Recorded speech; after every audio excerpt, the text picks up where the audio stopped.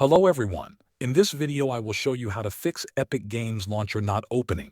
First, close the Epic Games Launcher completely. Make sure it is not running in the background. Next, we need to access the application data folder. Press the Windows key and the R key together to open the Run dialog. In the box that appears, type App Data and then press Enter. This will take you to the App Data folder. From here, double-click on the local folder. Inside, look for a folder named Epic Games Launcher and open it. Now, open the Save folder inside the Epic Games Launcher folder. Look for a folder that starts with webcache followed by some numbers. This folder stores cache files that can sometimes cause the launcher not to open. Right-click on this webcache folder and delete it. Deleting this folder will not harm your games or account.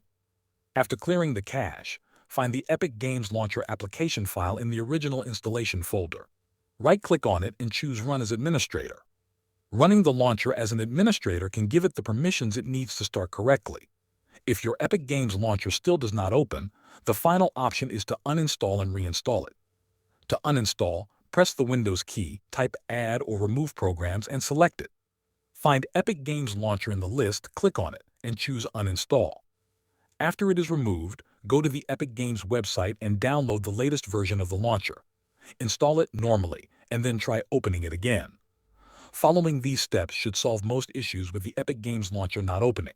Thanks for watching.